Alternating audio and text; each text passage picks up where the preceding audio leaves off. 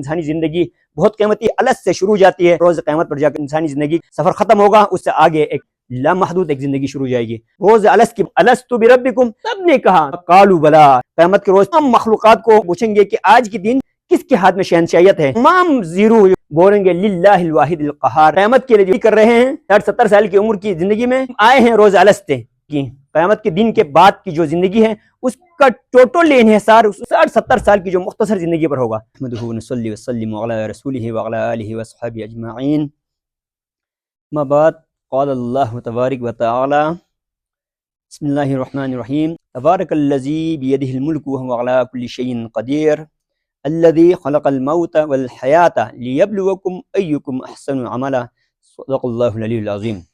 اللہ تبارک و تعالی قرآن مجید میں ارشاد فرماتا ہے، سورۃ الملک کی یہ پہلی آیت ہے، تبارک الذی، وہ ذات بڑی بابرکت ہے، بیدہ الملک، جس کے ہاتھ میں بادشاہی ہے، جس کے ہاتھ میں سلطنت ہے، کائنات کی بادشاہت اللہ تبارک و تعالیٰ کے ہاتھ میں ہے، وہو علی کل شیء قدیر، اور وہ ذات ہر چیز پر قادر ہے، کچھ بھی کر سکتا ہے۔ اس ذات بابرکت نے خلق الموت، موت کی تخلیق کی ہے، والحیات، اور زندگی کو، لیبلوکم احسن عملا، یعنی یہ دیکھنے کے لیے کہ کون احسن عمل کرتا ہے، کون اچھا عمل نیک عمل کرتا ہے، یہ دیکھنے کے لیے انسان کی تخلیق کی اور موت کی تخلیق کی۔ موت کو بھی اللہ تبارک و تعالیٰ نے، اور پیدا ہونے سے لے کر موت تک اللہ تبارک و تعالیٰ نے انسان کو آزمائش کے لیے بنایا ہے۔ کہا جاتا ہے کہ انسانی زندگی بہت قیمتی ہے، انسانی زندگی الس سے شروع جاتی ہے اور روز قیامت پر جا کر انسانی زندگی سفر ختم ہوگا، اس سے آگے ایک لامتناہی لامحدود ایک زندگی شروع ہو جائے گی۔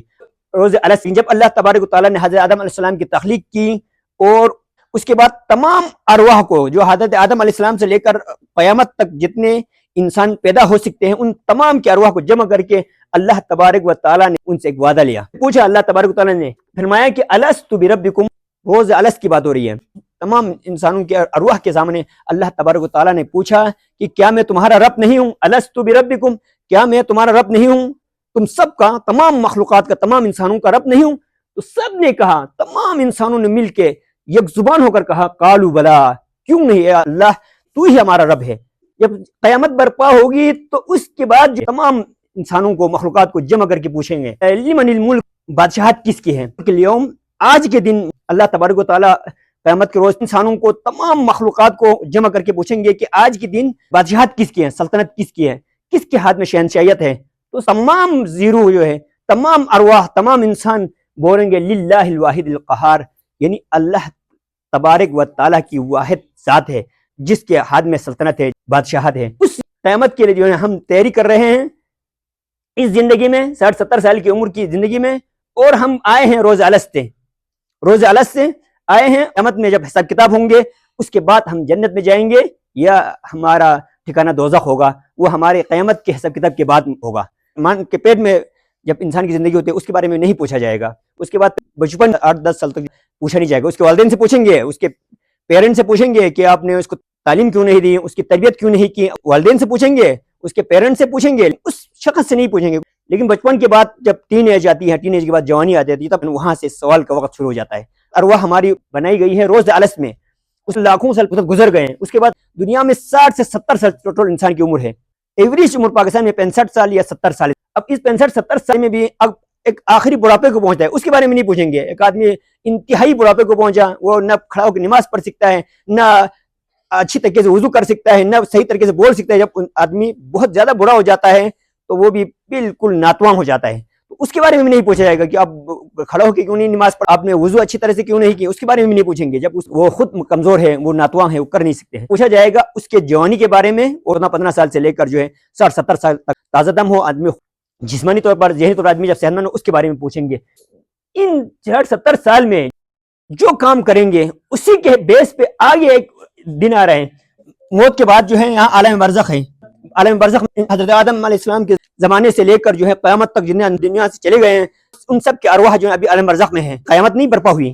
جب قیامت برپا ہوگی تو اس کے بعد جو ہے ایک اور آگے ہماری زندگی ہوگی جو ان لمیٹڈ ہوگی، کہ جس کے بعد کوئی موت نہیں ہوگی۔ اس دن تمام انسانوں کا حساب کتاب لیا جائے گا، کس نے نیکی کی ہے، برائی کی ہے، کس نے اچھا کام کیا، کون اللہ کے حکم پر عمل کرتے رہے، کون رسول صلی اللہ علیہ وسلم کی سنت پر چلتے رہے۔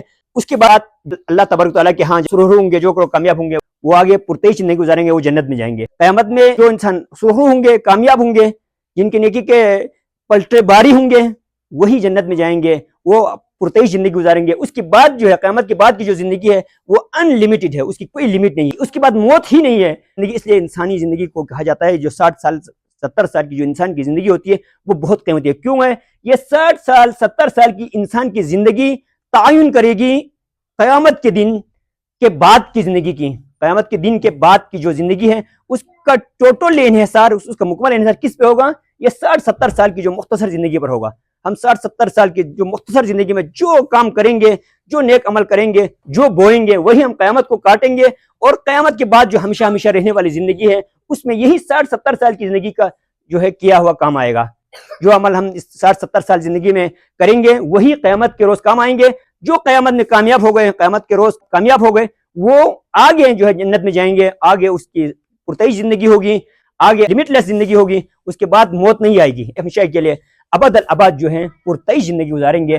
اس لیے انسان کو کہا گیا کہ انسانی زندگی بہت مختصر ہے لیکن یہ زندگی بہت قیمتی ہے، کیونکہ قیامت کے بعد کی ان لمٹ زندگی کا انحصار 60-70 سال کی محدود مدت پر ہے۔ 60-70 سال میں بھی 8-10 سال بچپنے میں گزر گئے تو اس کے بارے میں نہیں پوچھا جائے گا، جتنا تک زندگی کے بارے میں پوچھا جائے گا اس کے لیے ہمیں چاہیے کہ ہم تیاری کریں۔ اس 60-70 سال میں ایک آنے والی لامحدود زندگی کی تیاری ہم کر کے جائیں۔ اللہ تبارک و تعالیٰ کی درگاہ اقداس میں دعا ہے کہ اللہ تعالیٰ ہم سب کو اس مختصر زندگی میں نیک اعمال کر کے حضور اکرم صلی اللہ علیہ وآلہ وسلم کی سنت پر چلتے ہوئے زندگی گزار کر قیامت میں سرور ہونے کی اہلیت اور توفیق عطا فرمائے۔ علینا الا البلاغ المبین، وآخر دعوانا الحمد للہ رب العالمین۔